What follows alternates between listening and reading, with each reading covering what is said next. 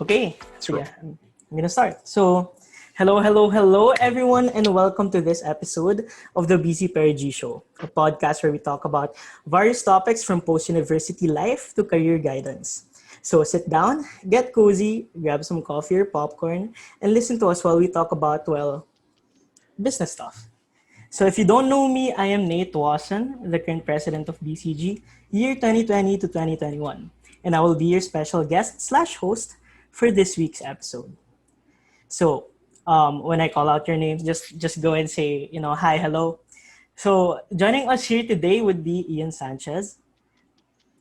Yan. Clap, clap, clap, clap, clap, Clap, clap, clap. One of the clap. founders of not only this show, but also the organization that I'm currently leading right now, the Ateneo Blue Consulting Group.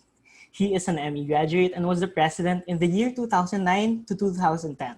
Has 10 years of work experience, having been in several positions and notably becoming the COO of Food Panda at one point.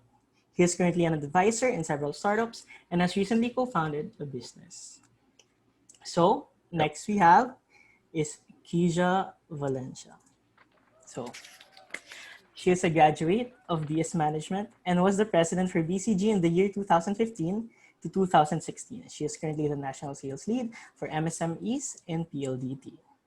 And lastly, we would Oh. have Ian Quintin, who is also a management graduate and became the president the year after Kija from 2016 to 2017. He is currently managing and leading a social enterprise. Okay, so now that we're done with the introductions, let's get started with what we're going to do today. So, in this podcast or episode, we're going to do things a bit different today.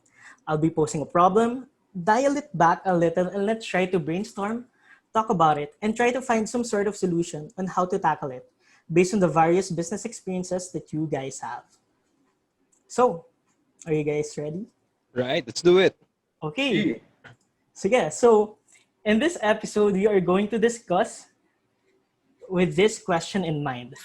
How can I attract talent that is around 2 to 3 years of college? Okay, so reminder, that's a question, that's a big question that we're gonna ask also at the end of this episode. Now, let's try to tackle this part by part. So, first off, for context, we're trying to acquire fresh grads. What qualities do fresh grads possess? Like, why would you guys want to get someone 2 to 3 years of college in comparison to someone who has been in the industry for years? So, who would like to start? Right. Okay. Who do you want to start, Ikaw Nate? mag-cue, Nate. Yan, ikaw Okay, mag-cue. sige. Yan, the host. Okay, sige. Let's start from yung youngest. So, Wow. since hindi ako kasama, si Ian Q. All right. Go. Sige. Hello, guys. So, first of all, I'd like to clarify I'm not leading a social entrepa. I'm currently managing a farm, a Right. swine farm. So, okay, going back to the question, how can I attract talent that is around 2 to 3 years of college, right? And why? Yes. Well, for me, as a small to medium business enterprise, I think first off is cost. To hire someone who's had a lot of experience in the industry already would mean you have to pay him more. And with regards din naman to well, for me, for my experience also, I'm currently working with I'm focused on the operations, and I'm working with people in the same age as I am and who have graduated ng agriculture. And me, I don't really, coming into the business, my dad's business, I really didn't have a lot of idea with regards to farming, with regards to swine farming. So, since sila yung nauna sa business, sila yung experience nila ang what I'm really vouching for. So with regards to why I want na mga mas bata is, for one, yun nga, going back, is cost. And number two is, usually kasi from our experience, pag nanggaling na sa ibang farm or pag nanggaling na sa ibang business or experience, palagi silang may dalang either good habits and bad habits. And parang based on our experience, mas naidadala yung bad habits. And Right. pagdating kasi sa farming, each how do I say it? Parang kang nagluluto. Iba yung formula ng isang farm, iba yung formula ng kabilang farm. Right. So what works for other farms doesn't work for our farm. So we really want new people kasi we get to tell them what we want, what our management wants. So I think those are the two main points. First is cost nga kasi mas mura to hire them, as well as be able to mold them and be our own supervisor, our farm supervisors talaga. So yeah. Yes. Okay, sige. If no one wants to bounce off that, I'm gonna call on Kija naman. So, patanda tayo ng patanda dito. So what do you think Grabe about... siya. So what do you think about what Ian said about cost and like how experienced people would usually have the bad habits with them when they go into work for like a certain business? Yeah, I completely agree with Ian on the cost part and actually on the the habits. Kasi what I always say to everybody, whether new or old, when you're going into something new, there's always it's easier to learn something new than to unlearn something that's bad. That's a little bit more challenging. But I think specific to the 2 to 3 year, instead of somebody who's completely fresh, I would appreciate that kind of experience because like when you're a fresh grad, you kind of adjust into that adulthood. There's that period of transition that you're trying to get into terms with, and then usually like 1 or 2 to 3 years afterwards, that's when you've already settled in. You kind of have an idea of what you want, and you also you're a little bit more confident in yourself.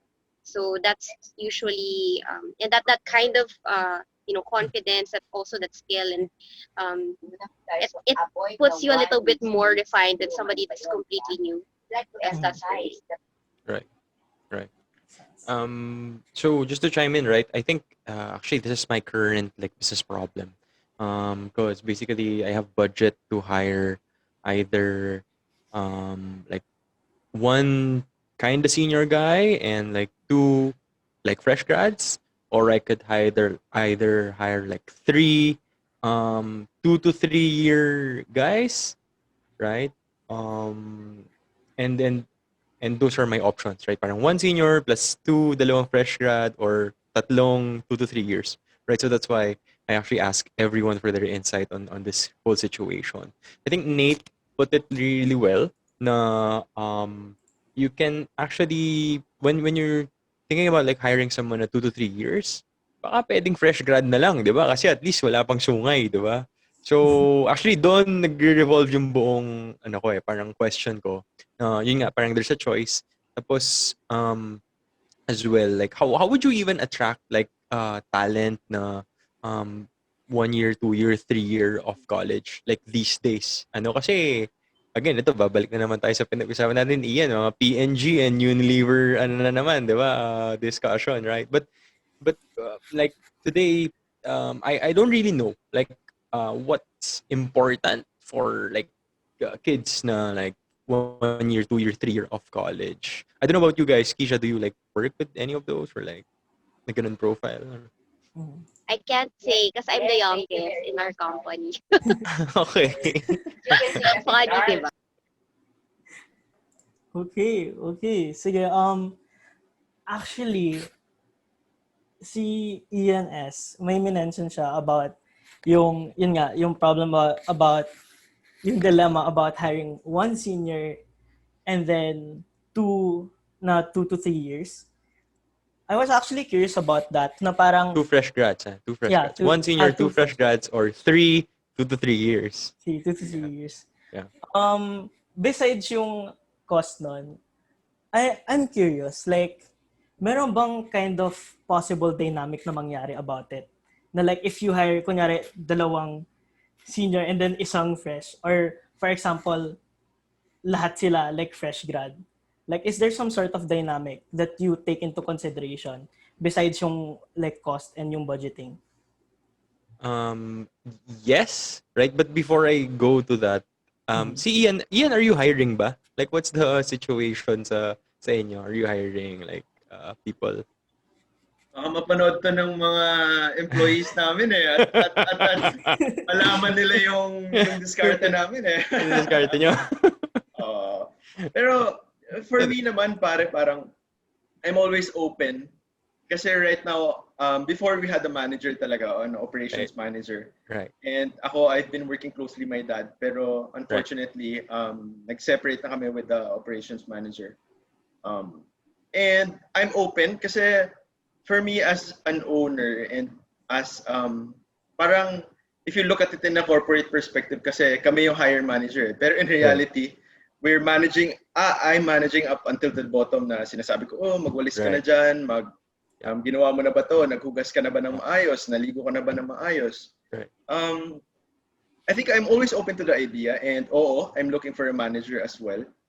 Yeah, so that's to answer the question. I'm just trying to understand who's hiring and not hiring. Para like how about you, Keisha? Are you hiring, not hiring? Like are you interviewing people? We're freeze hiring right now. Freeze hiring, right. Yeah, freeze hiring. It's although the demand for internet has been crazy, our main focus is cost cutting. Okay. I think everyone naman at some point. Yeah. Us as well. Yeah. So yeah.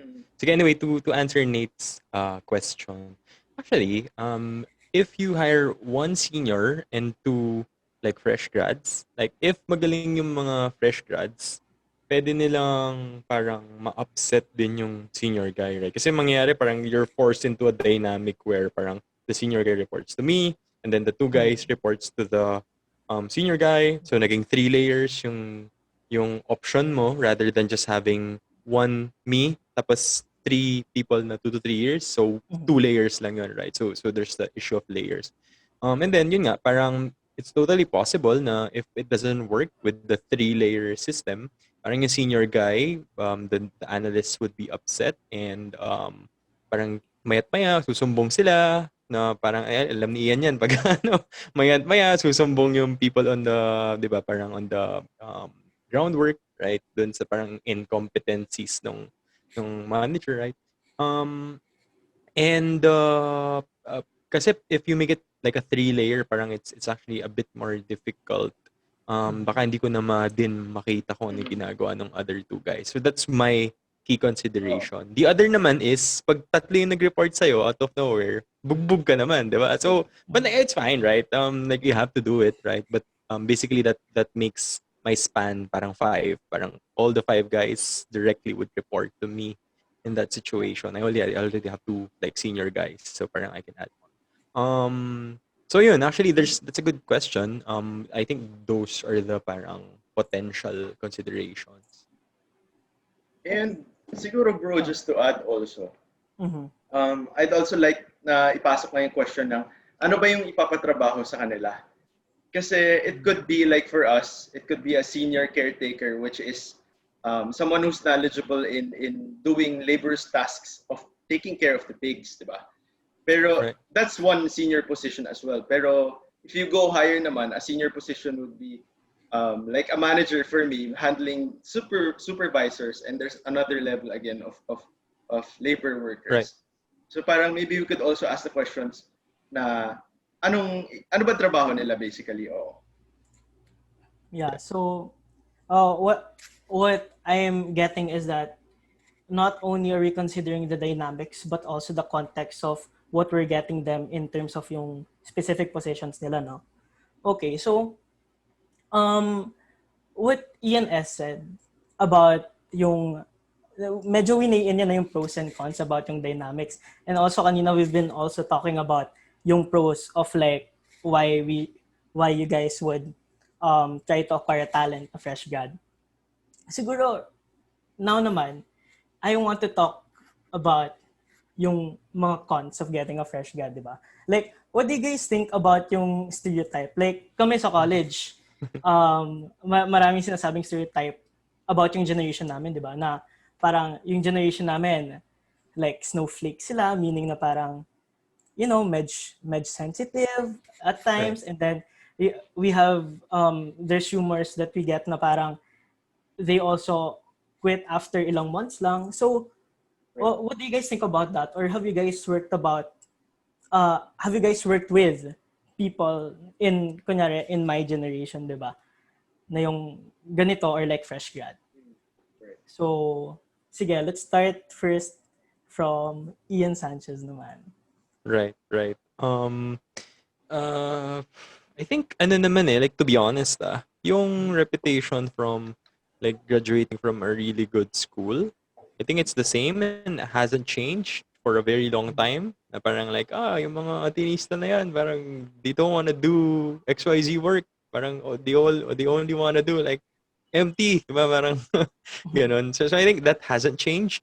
And I don't see it as a generational thing. Siguro more of an age thing. Parang it's difficult to be at that age. You're pretty unsure and parang you're not really prepared for certain like the professional setting as well. So I wouldn't say na it's unique, right? But the problem remains, right? I would still say the problem remains. And I think the cons is when you hire a fresh grad, right? Speaking from experience, right? Mm. It's para ka nagkakasino eh. Like you really don't know what you're gonna get. Like ultimately, you really don't know what you're gonna get. Like, and this is like whether they're graduating from good schools or like how do I say? I said it wrong. Like expensive schools and non-expensive schools, Expensive schools. right? So it doesn't matter. Ano pa rin siya, parang like more or less you're still gambling, right? So and I think there's no amount of interview, maybe a bit. Siguro sa interview you can spot some red flags, right? Mm. Pero when you're interviewing for a fresh grad, you don't really check for parang magaling siya dito, check siya dito. Talagang red flag lang yung tinitignan mo kasi like it's super hit or miss talaga. And I don't know, I don't have a formula for it. So actually it's difficult for fresh grads. Okay. How about you, Keisha? Since, di ba youngest ka, meron ka bang mga kapwa mo youngins dun sa company that you work with? And how's the experience so far? Wala akong kapwa youngins. Because like I said, ako nga yung youngest. But in the past, I have worked with people who are actually older than me, but graduated earlier than me. So in that case, parang medyo fresh grad pa rin sila at that point. Because wala pa, it was their first job. So at least specific to Ateneo, diba? I mean, we're all, this is Ateneo, BCG, diba? Right. Yeah. I guess safe space. yeah, this is Ateneo, BCG. Right. You know, as much as I love all of you guys and I love our culture, you know, we also have that, it's true, honestly, like what you said, Nate, diba? Hindi na sa akin nanggaling sa inyo na. That stereotype is true, but it's not true for everyone. So it's really important that, you know, you try to weed that out. And sometimes, you know, some of those things only come out when you're already working with them. And maybe, you know, it's a good thing to be, na medyo may yabang ka sa simula, diba? You need that to get that, you know, to get that opportunity for you. So you have, you know, a really good starting ground. But then, you know, when the moment that you start working, you really need to humble yourself down. You really humble up. Kasi you have zero experience and you're going to be surrounded with people with so much experience that, you know, you can't even imagine. And I guess that's where a lot of the comments come in. Okay lang yung yabang, walang mali sa yabang, di ba? Actually, okay nga yun eh, di ba? Meron kang drive and that's something that will really power you through. But at some point, as a fresh grad, diba, you really have to humble yourself. And that's so hard. Especially, you know, depending on your company. Not all companies naman are, diba, you're surrounded with people who are amazing, diba? There are some people na you're going to be surrounded with na you think is that you think that you're superior, even may or may not be true, diba? We don't know, but that's the thing. At the end of the day, you have to keep humble, and I guess that's why, for me, that it's been a hit or miss then also when hiring fresh grads. Okay. How about you, Ian? Okay. Sige, parang for me naman kasi from the perspective of I've worked with with an FMCG company for a few months lang. And then bigla na ako nalipat on the perspective ng more of a manager and a business owner. Parang bigla nag-iba. Kasi before nung ini-interview ako, parang ang iniisip ko, ano kaya yung gustong marinig ng interviewer? Ano kaya yung mga gusto niya makita? Ano yung mga magiging tanong niya? Pero parang ngayon nagbago yung table. Ako na yung nagtatanong, ako na yung mga nag-iisip, ano ba yung mga gusto ko makita? And based from that experience, hindi ako proud, pero marami ako natutunan na yung hinire ko na dalawa pa lang from our team is wala na. Right. So it's very unsuccessful. And parang for me, it's either you just win or you learn di ba? Right. So parang may formula na akong naisip ngayon, pero it's continually changing naman kasi I've been in the business for just a year. And ang natutunan ko lang is during the interview, sinasabi ko kaagad kung tama or mali yung sinasabi nila. So just so I know kung paano sila magre-react. Kasi if they're a fresh grad or probably a few years experience, especially with my dad na 30 years sa industry, sasabihin niya talaga kung mali yung ginagawa mo or tama yung ginagawa mo. So during the interview pa lang, I say yes or no, or I agree or disagree with them just to know how they react. Because when we were working with them, that's the prangkahan kung prangkahan na. Kasi with regards to a business with life, with may buhay nga na negosyo, hindi siya madali. Kasi yung mga decision mo ngayon, posibleng lalabas pa siya in a few months.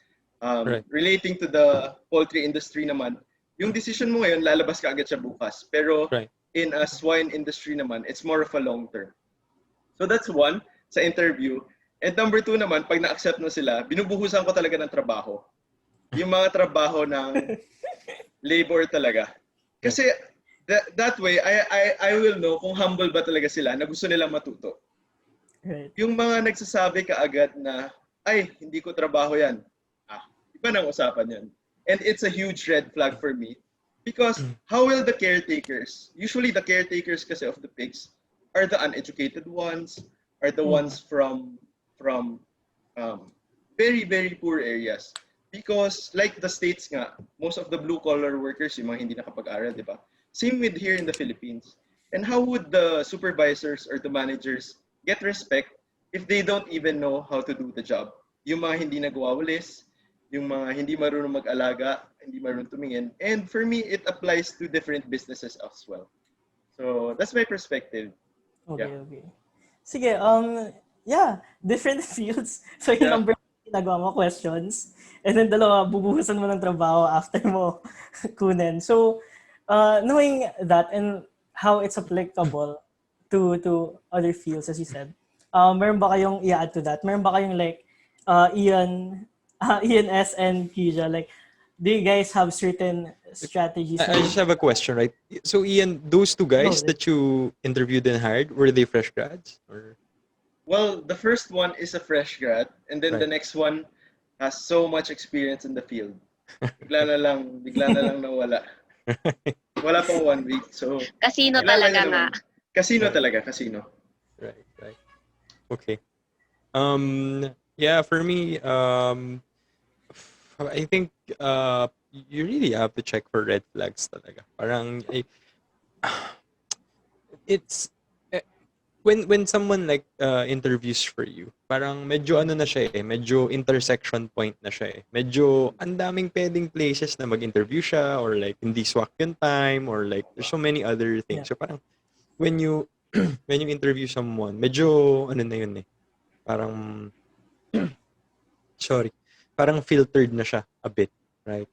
So, ano na lang, parang you can just push it a bit, parang just check for red flags, right? Pero ako kasi, I don't believe nung parang you can seek out like super best talent na parang, alam mo yun, yung approach na perfect. Parang wala talagang ganun So, just hire for red flags and find for red flags and just do the best decision with the incomplete information that you have, right? So, Gets. How about you, Kia?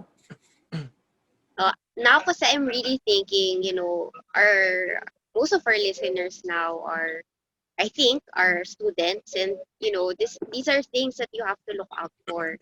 Um, it's not a good sign na it's a hit or miss. Syempre to them if they're Yeah. listening. So to all of you listening, it may not it may not be a good sign, but definitely what you can pick up from here is, uh, even if you put your best foot forward, you still have a chance. You definitely have a chance, and I think it's a matter of really putting yourself out there. Um, Specific to having that experience, you really won't know unless you ask and you try. I know a lot of people, myself included, who have not, like you, undervalue yourself as well during, when looking for new opportunities, and like, being staying in this one specific company because it's your first job, right?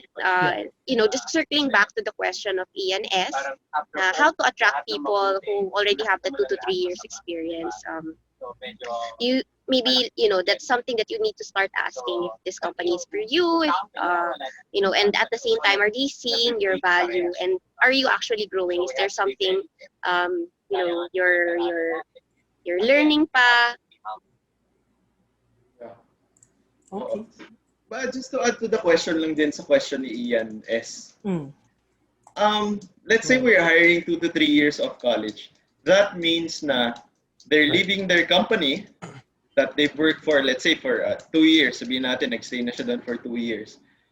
So you're saying na parang when they're leaving their company for your company, how does that Right. make you feel also na parang being um, as someone who's hiring them? Kasi they're leaving their company eh. So Right. parang what are your thoughts also, Ian, on that?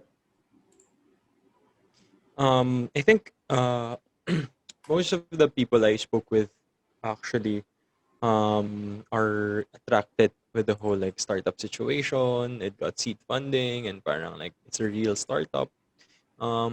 Without really parang understanding with themselves na talagang if thing na parang they want to do, or if it's something na parang would fit them, Right. or have they even parang done the research to put their best foot forward as like even in those interviews, right? Right. So I think it's difficult to say because the understanding of, for example, a startup company kasi is incomplete, right? So what do I mean by that? So for example, I'm joining, let's say, PLDT, or I'm joining Globe. Parang you have a fuller understanding of what you're getting into, right? Mm. So punta ka sa Glassdoor, punta ka sa LinkedIn, punta ka Mm. doon sa ano. Mm. Right? So you'll get a lot of material. Yes. So Right. the transparency and the information is there. But for this one, I always find it na parang I'm always thankful na parang they take the time. Pero ano eh, parang it's also parang a cost on my side Mm. kasi um uh, it's it's hit or miss then, even na parang like if it's really for them, it's fit for them, or parang are they just parang curious, ganun. Meron akong mga interview, ganun eh. Curious lang talaga eh. Parang Right, what right. is this Tama. about? Like Same. what does a startup interview look Magkano like? yung Right? sahod? Right, as well, right. So yun. Pero I mean ultimately yan, to answer your question, I'm very thankful. Like every time someone takes time, Yeah.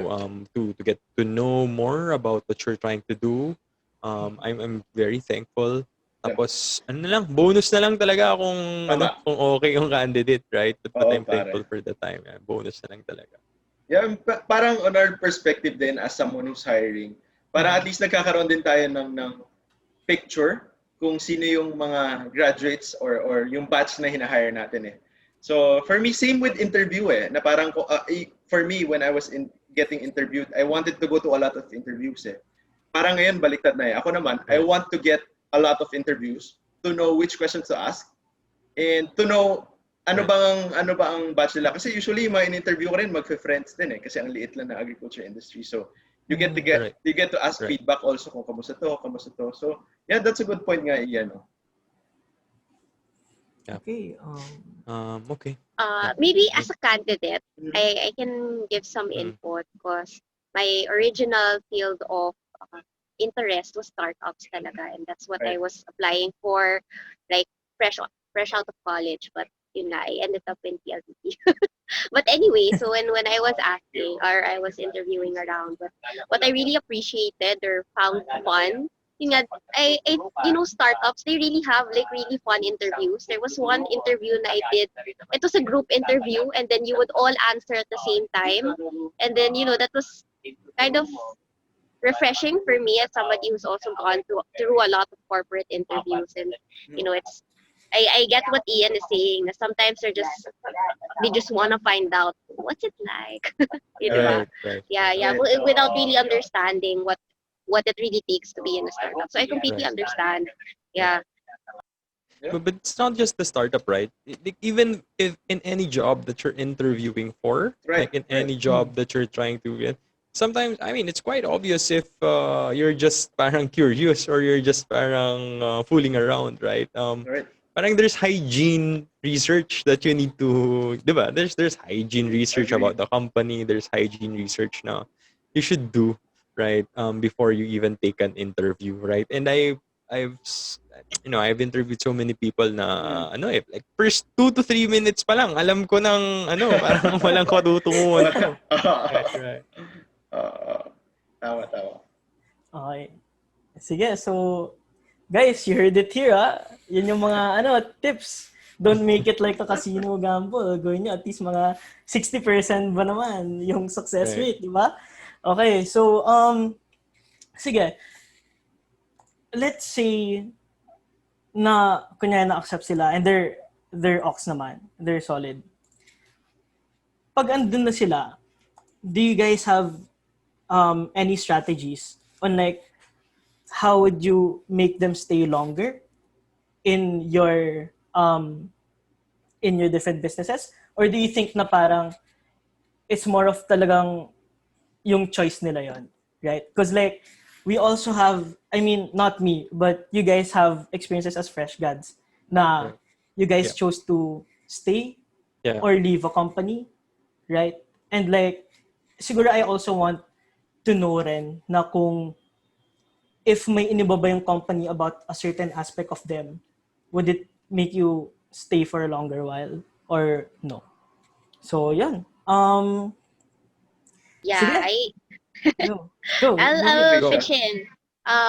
Kasi you mentioned what if something changed, right, in the company? Mm. That's something that happens so often in my experience, especially in PLDT. So in corporate, it's very common to have like a reorganization, and you'll be moving to a different department, different boss, different team all the time, and at some point, you accept it as a way of life. And sometimes, syempre, mapupunta ka in a team or boss or function na hindi mo gusto, di ba? That really happens. So that's one thing. I think maybe as owners, kasi ako empleyado eh, makakausap ko dito, bigatin eh. Tama, tama, tama. As an employee, Oo. maybe like before shifting or making changes, it's very important to find out or ask your employees why are you here? Why are you staying? Parang what's what's your why? Actually, 'di ba? Even in the interview, what's your why talaga? Like ako personally, I stayed because I've been saying despite multiple opportunities being thrown my way, I've stayed because I really love my boss. I really love our um like how he and she have been a mentor to me, and really focus on my growth. And I don't think that's something you get that often. So it really depends on the person. Some may people kasi that really just stay for the money. I don't care what I'm doing. Diba? I don't care at all. Diba? Kahit nag-ano lang ako, nagta-type lang ako encoding, or Right. kahit you're just kissing us all day. Basta malaking pera, wala akong pake, diba? It Tama, depends. tama, And tama. then there are some people also na are there for the benefit. Like I also have a friend who's very sickly. So she's there for the medical benefits because covered everything, may gamot, diba? That's really something that you have to ask. What's their why? Why are they still in the company? I mean, don't be offended if it's not because of your vision, diba? Right. That's a tao eh. That's a Right. tao. Right. Right. Oh, yeah. Before Ian chimes in, Keisha said that she loves her boss. Ian, can Yes. your employees say the same about about I love Ian Q? Parang, parang hindi yata eh. Kasi, I think sa amin naman kasi, parang ang ganda kasi na sinabi ni Keisha eh. I think, for both of you, ako yung pinaka-youngest here. And parang, every decision I make, kaya ko mag-reorg ka agad. Right. So, kaya kong baguhin ka agad. Like for me, bigla akong pinasok ng dad ko from working as a corporate. Bigla nagbago talaga lahat. Kumbaga, maraming people na hindi fit sa akin and we had to part ways. Right. And it's a tough decision talaga eh. Unlike being in a student organization before na walang monetary benefit and iba yung rason, lalo na for me being a small business. Alam mo na pag nag-separate ka with one person, you know na wala na silang pupuntahan. Pero that person kasi sometimes mas marami nagagawang problema than good. Tama. So parang for me, you have to make that decisions as well. So just to answer your question, Ian, no? I think sila na lang tanungin natin. Special guest. Magandang tanong yun, ha? Napaisip ako. So, me, call in, me denial in kami na tao mo. Baka matulpo ako. Joke lang. Okay, how about you? Ian S. Yeah, what was the question again? Sorry. Oh, it's about how do you make employees stay longer, or Right. like after you acquire them, and if they're actually solid. Right. people. Just- I actually wanna like learn a bit more about like how you Miko's here. So we can ask him. Wait, let's wait Right. for him. Okay, sige. Hello, Introduce Miko. ko? Hello, Miko. Introduce ko ba? Okay, sige. Right. Yay! Sige. Nice, Go. Miko. Hello. Go. Miss you, Miko. So we also have here Miko Cruz, who was the vice president in the consulting department of BCG back then. In Kija's here. He is also described as being the buddy of Neil, my brother, and Kija. He has several work experiences working on customer experience, specifically strat and product departments. So yeah, okay, Right. sige, go. Yeah. So we're talking about right now is how do you make employees stay Love you. longer? Or maybe, siguro in your experience as a fresh grad, what made you stay longer or what made you leave a certain company? Ako na ba? Akala ko kasi baka may mauna sa akin. Anyway, Masubo ka, Miko, ah. good question. Sorry. I think it depends din kasi on the context of each employee. So for example, if it's a fresh grad, definitely what matters to them more, at least for me, what mattered to me more is really career growth more than anything. Especially I guess in your first 3 years.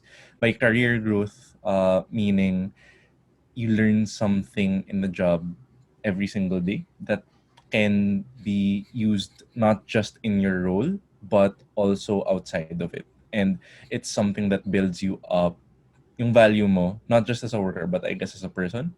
So what made me to give you context, I stayed in Globe actually for 4 years. So Yeah. one of the key things that really made me stay there was Kaya ko na siya in-invite, di ko na siya competitor. hindi Joke lang. nasa food to give context, nasa Food Panda na ako ngayon. So, I was there for 4 years, and I think one of the key things was the management trainee program there. We call it MTP.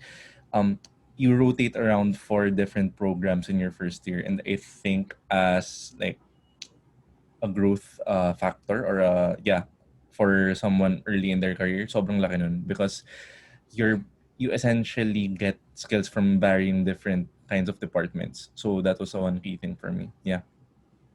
Okay. So yeah, basically at the end of the day, at least for fresh grads, it's really how you can build how as an employer can you build their skill set and build their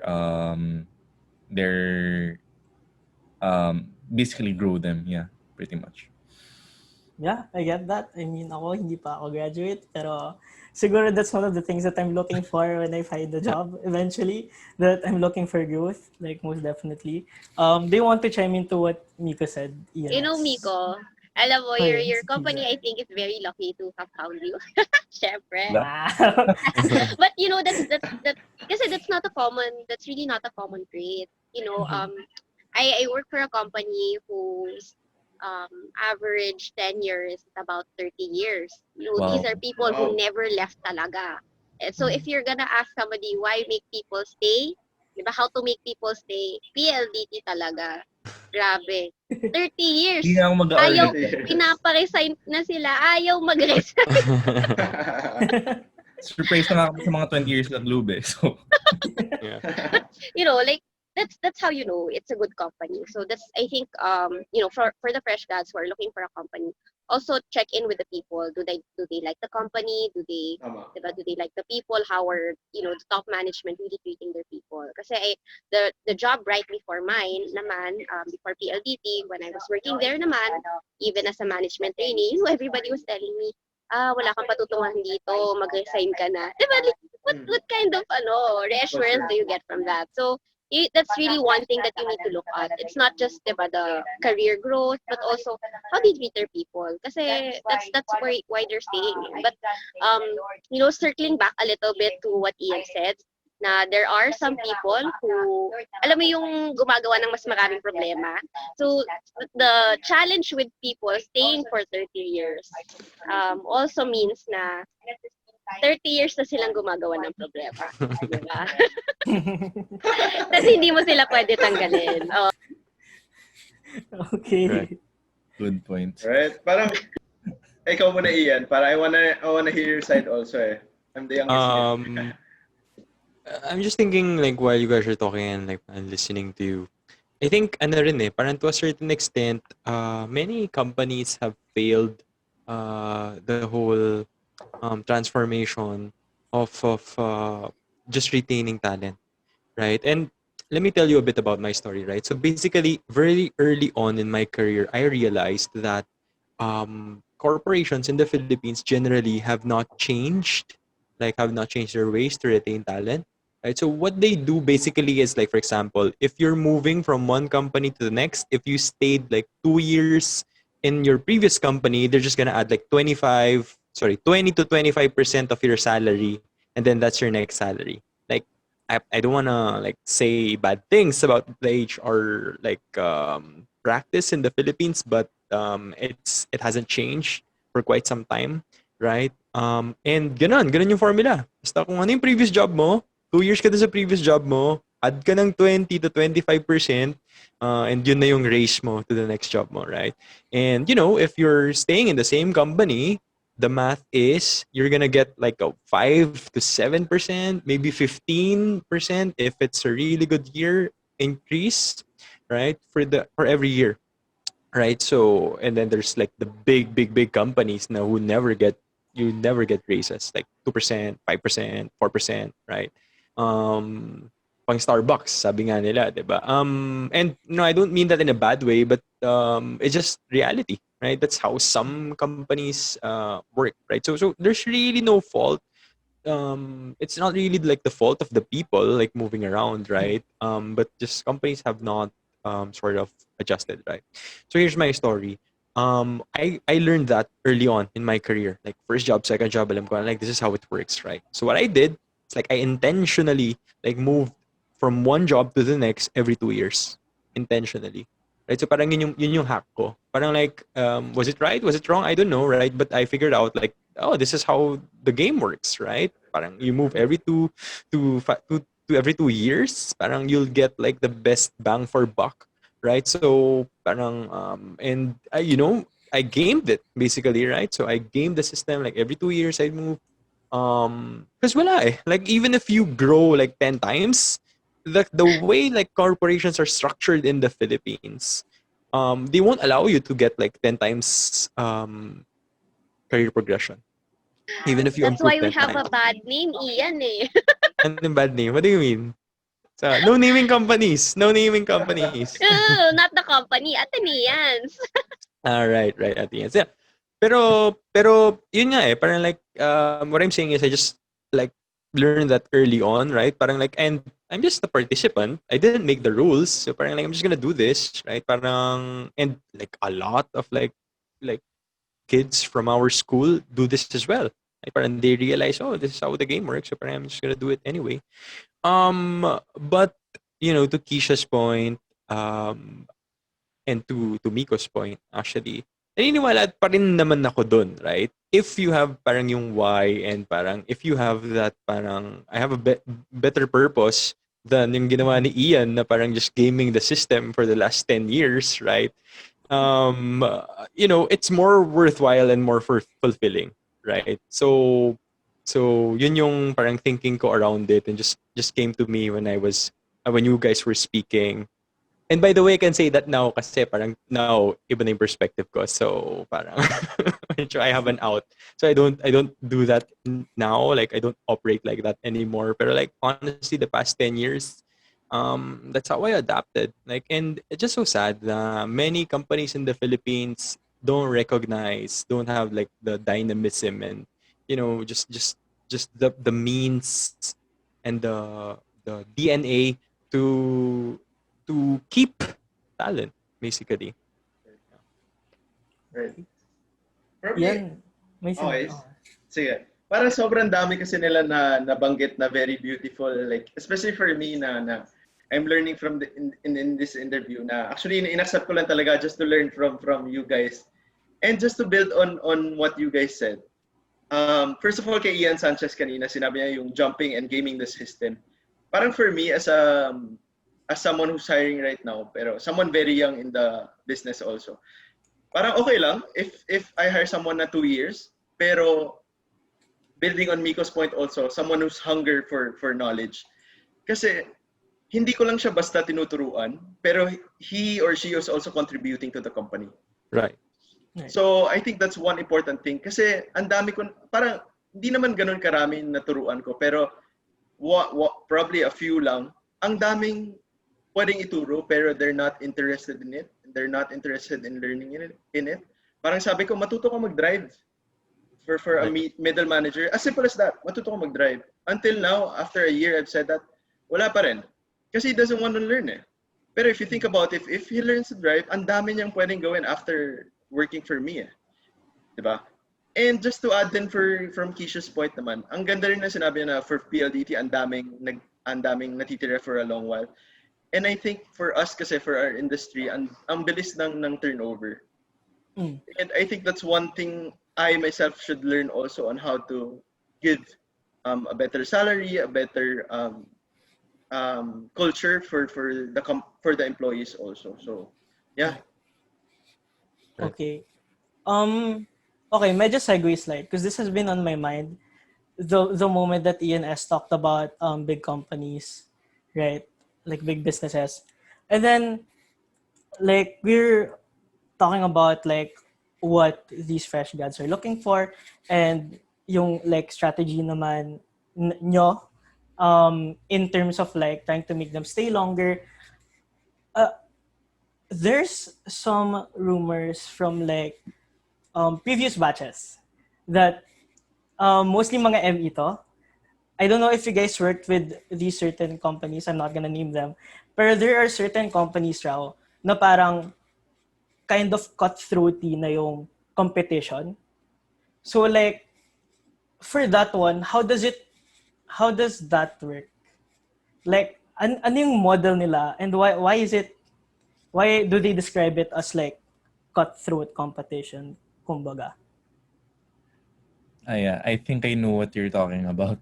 Hindi na ako mag-name ng companies, I guess, but I know people who have worked for them personally. So in those kinds of environments, I guess, from what I hear, they're very mahilig sila mag-compare out in the open. By comparing, I mean for example, every month or every quarter, you can say may parang scoreboard sila, if you want to call it that, as a way to gauge all the, let's say kung ano kayo, if all of you are management trainees, you're basically compared against each other. And there are some companies na I guess very explicit yung pagko-compare nila. And it really depends, I guess, if there are some people who will definitely flourish in that kind of environment, who like the pressure. And there are some na hindi yun yung right sa kanila. Yeah. Does anyone want to chime on that? I think ako, being an MT for a while, sobrang grabe yung parang, wait lang, I'll choose my words wisely kasi wala na ako doon eh. And I have friends there. Parang, Just say it, man. Just say it. Sige. Pero hindi mo kasi may iwasan pag MT talaga.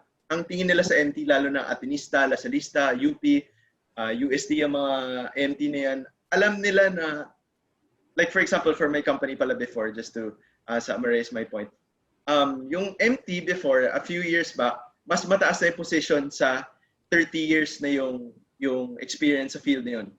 So makikita mo talaga na may politika sa MT. That's one. And sobrang ginajudge ang mga MT. Just to build on what Miko said. And for some, sobrang naging toxic na kasi first job ko lang naman, mga sir, mga ma'am. First job ko lang kahit atinista ako, kahit maboka, kahit magaling magsalita, first job ko lang. And mahirap din yung perspective na ganun eh. And parang learning from that nga, parang for me, as a person na I also want to make MTs also in our business. Pero parang for me, kung hindi talaga fit yung isang tao, just separate the person. Rather than, kasi nakikita ko sa bigger companies, they don't have the decision to fire someone. So pag chismisan na lang, pag uusapan na lang na, hindi tatagalin dito, ganyan. And as an MT, parang ang sakit pakinggan eh. Parang I'm just learning the field eh. So yeah, that's my point. I see. How about the others? Ian S. What do you think about? Cutthroat, ano? Yep.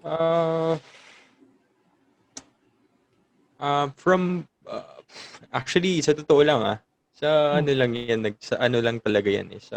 I wanna say na it's more pang fresh grad, pang entry level type of a situation eh. Pag medyo tagal ka na, it's either you know na personally like what your goals are, what your pace is, and like you know how you navigate professional life, right? Or wala ka nang pakialam. so it's one or the other, right? Pero I mean I would agree, right? Usually like MT programs and like you know typical first job type situations. Actually, kung isipin mo, minsan kasalanan din ng school yan, pare. Kasi sa school, di ba, very rank ka, tapos may grade, tapos like, dapat you're compared against each other, di ba? May 4 kid, tapos may cum laude, tapos may, di ba, may whatever, right? And it's not like that naman in like the regular life, basically, right? Parang sure, there are parang, you know, feedback and ranking and like this and that, right? But that's only like what, 2% of the time, parang gano'n, like 5% of the time. Pero syempre, since namana mo pa yun from your like academe years, dala-dala mo pa yun, right? So if let's say it's a kind of big company and empty batch yun, talagang i-compare kayo, tsaka talagang kasi if you feed nyo rin yun with your own parang, of course there's environment like, but your own parang pressures then with yourself, right? So pero I want to say like there are competitive companies, pero you can be competitive as a team, pero like I mean siguro to Miko's point din, minsan din yung mga companies ganun sila rin yung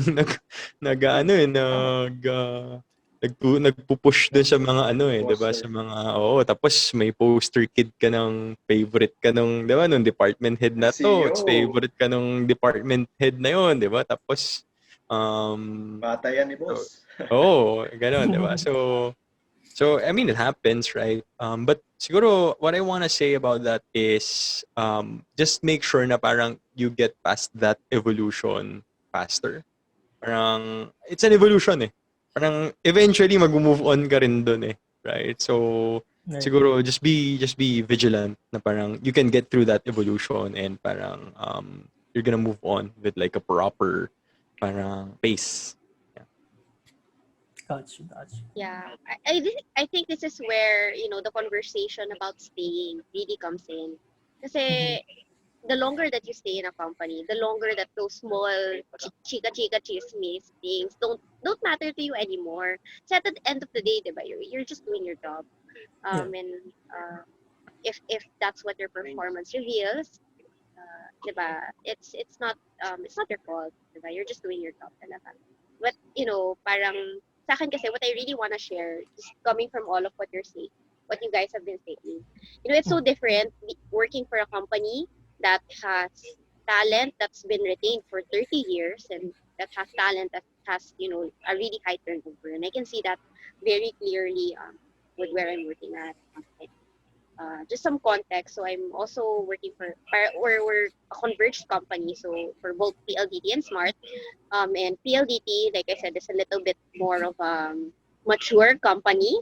So most of the people are more mature, and then in Smart, it's really Immature? more. Hindi Immature? Ay, naman. hindi naman. Young mga Just millennials, more of asking. a I'm just asking. millennial.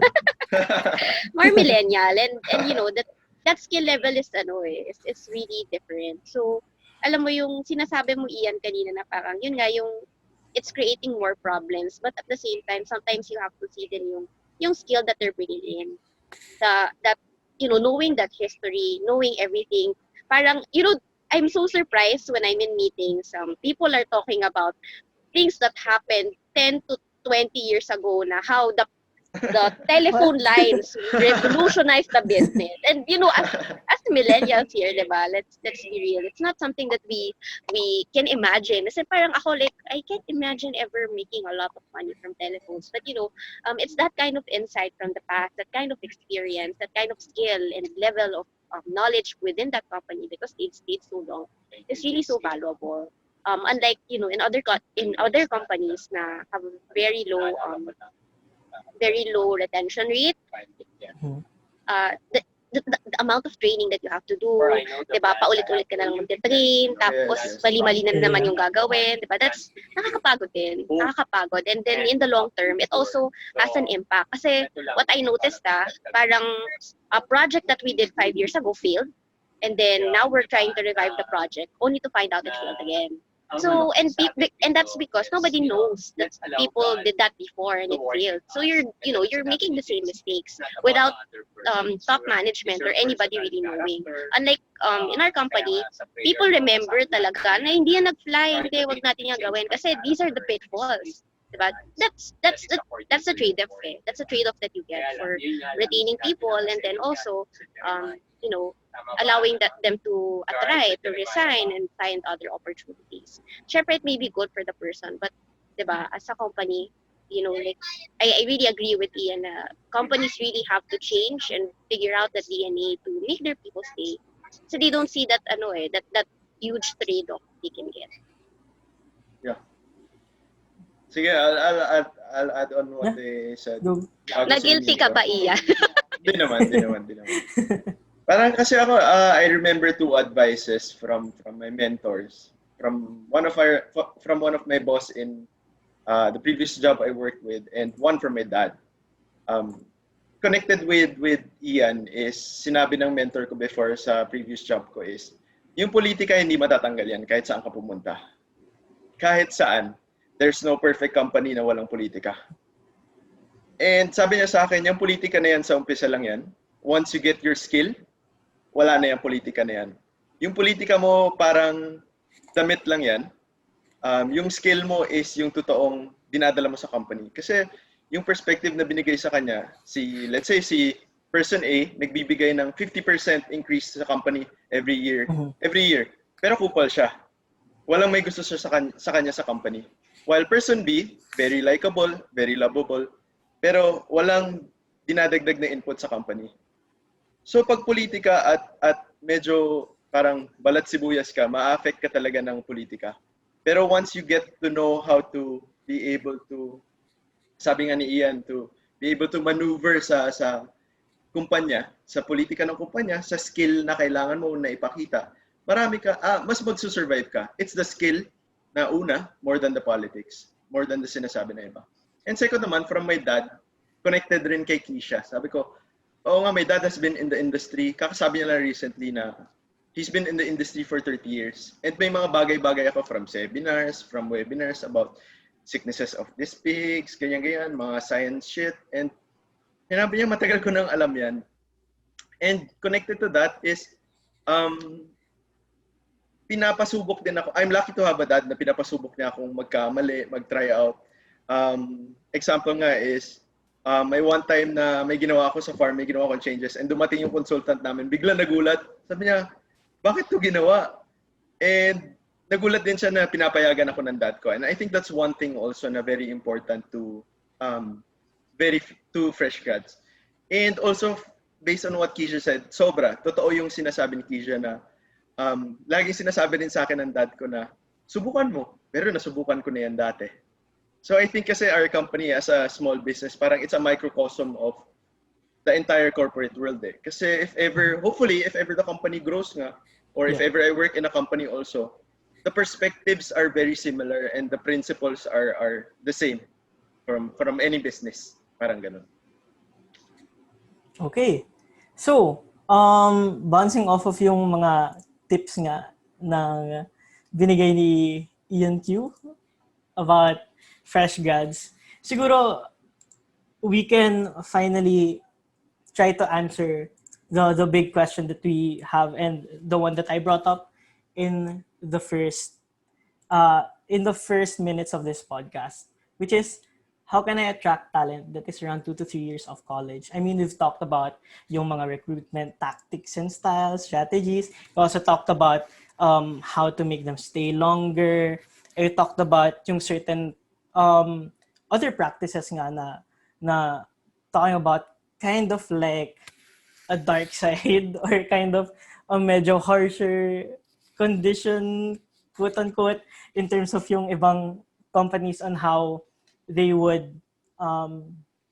get or acquire their talents. So right now, I want to start it off with Ian Q ulit about the question. Kasi I think that throughout this podcast, marami siyang tinatake note of. So siguro I want to start it off with Ian Q and then siguro bounce it off to the other guests that we have today. Okay. I think for me naman, Nate, good question talaga to come back on that. I think for me, for all the viewers, I've only had a few years experience sa field. I've only been working for our company for a year. So kung ano yung sasabihin ko, wag nyo ganong seryosohin. Mas seryosohin nyo yung mga standards dyan sa baba. Mas senior, di ba? So parang for me, I want to talk more about the thought process of probably a 3-year graduate person who's handling a business also. Parang, for me, in order to attract these talents, ang iniisip ko is, ano ba yung standard ng industry? Yung sahod ko ng MT, malayong-malayo sa agriculture industry. And based sa napansin ko sa pagtanong-tanong ko ng mga ibang negosyo also on the same field, the salary of the agriculture industry is very low. Very, very, very, very low compared to other industries. Pero if you think about it, it's a huge part of the economy. So parang sabi ko, I thought na comparing my company to other companies, paano ko siya iibahin? Paano ako mag-offer ng isang bagay na hindi ino-offer ng ibang companies? So parang ganun yung thought process ko ngayon as a business owner and as someone new in the field. Na I have to hire, I have to take this responsibility. So first is comparing your business, kung anong maibibigay mo compared to other businesses, compared to other businesses in the industry or compared to other industries also. Kasi sa amin sobrang simple lang din eh. Like bakit mag-work sa amin yung isang tao kung same lang yung sahod niya sa SM? Naka-aircon ka lahat, simple lang buhay, habang sa amin, sa swine, mabaho, kailangan mo talaga, you need to get your hands dirty. So parang my thought process is, how would you differentiate? And first kaagad is your salary. Salary kaagad eh. and connected to the salary are the benefits. Um, Coming from my dad, 30 years in the industry also, matagal na sa industry. So parang for me, marami na rin akong natutunan based from my previous company na tipong meron kaming um, ano ba yung binibigay sa amin? Parang every year may binibigay sa amin isang package na sobrang daming biscuits, mga products ng company, and parang from that very small thing, you get to appreciate the company. Eh. So parang for me, I'd like to add that to the company. Hindi ko pa naman siya ginagawa, pero parang thought process lang. And example is, you're taking care of pigs, you're giving them salary, pero you're not giving them meat, you're not giving them discounts for your product. So parang for me, I want to also make them feel na yung product na ginagawa nila is parte sila ng buong value chain. So yeah, I guess that's a short thought process lang naman on my side. Pero I'm excited to hear what you guys have to say also. Okay, sige. So, sige, Miko, go. Okay. So it's more of how can we attract, no, both attract and retain. Yep. Yeah. Okay. In terms of attraction, to be honest, for someone from personal experience, when I was only 2-3 years fresh off of college, tama si Ian eh. We can say na growth matters a lot, etc., etc. But I guess first impressions do count, especially at that point in time. So I guess that's why malaki rin ang influence, ang pull ng mga companies who already have big names and who already have big benefits. I don't think there is anything denying that. But I guess for relatively smaller businesses who have relatively more limited resources, I think Right. the key thing na makaka-differentiate, especially versus bigger companies, would be mas malaki impact mo eh, to the entire organization. It's not like, for example, if you're fresh grad ka lang or 2 or 3 years and then you're part of an organization that has 7,000 people. Yeah. Essentially, most of the time, konti lang. Ay, hindi naman sa insignificant yung mako-contribute mo, but it's, I would say, the effort that you put in, it might not be as proportional compared to when you do that kind of effort in a small business. Because if, for example, relatively smaller business, sobrang sobrang magnified, I would say, especially for a startup, sobrang magnified yung magiging results when you actually put in the work. And I think it's that, personally, I think it's that cycle of trying, failing, learning, Yeah. that actually gets you to grow more. And I think yun yung sobrang attractive, especially for me personally. In terms of retaining the person, people talk about, I guess, growth all the time. No? Parate, especially if Atenista, Lasalista, and fresh off of college, parate yun yung sabihin nila. But I think one key thing that people often leave out is culture. So what do I mean by culture? I think it's also how palatable, if that's the right word, how palatable the environment is to the person. Because at the end of the day, tao naman tayo lahat. Kahit gaano ka type A yung personality mo, tao naman tayo lahat. So I think the company also needs to provide a support system for that person. So I said earlier, diba, you allow them to try, to fail, and to learn. Pero pag mag-fail naman sila, don't discourage them. In fact, failure should be something na encouraged as long as you learn from it. And that kind of support, I think, sobrang crucial siya, especially for someone who's still starting out and growing. Yun. Cool. Okay, how about you, Kija? I want to go about it about 2 ways. So one, depending on the position that you're looking for, like, are you looking for somebody who, you just want the job to be done, like very simple. If it's like in coding, about data entry, something like that, then you don't really have to broaden. You don't have to limit it to this big name universities, right? And you also have to manage your expectations with the person at the front at the beginning, when you're trying to attract the talent, you have to be very upfront about the job description, the expectations from them, but also very important to find out, what their usual decision factor is. Like I said earlier, there are like I I really appreciate and love the Atenean context that you guys are, everybody's so driven, everybody wants that growth, right? And also that positive culture. But for me, my experience is that's not really what makes people stay. And I was so surprised, I'm so surprised to find that out. But there are some people who are just happy, just doing their job. They don't want that growth. They actually deny that growth. Diba? I know a lot of people who have been asked to be promoted so many times, but they don't want that additional responsibility. So it's also finding out if this position is something that, if that specific position is something that you want to grow on later on, or you have to also accept na, if you push that person and you keep pushing them, of course they might, want to leave when in the first place, what they really just want in the company is just to stay, just a stable job, to have that job security. So it's really that decision factor that you need to figure out. Especially if you're not looking in big name companies, and a lot of the people that I'm working with are not from big name universities, diba? So that's what I kind of wanna go into. Na iba sa tao. May people na stay because of the money, like I said, because of the money, Right. and they're attracted with the huge offer. They're attracted with the growth, definitely, and there are people who just want the job, literally, diba?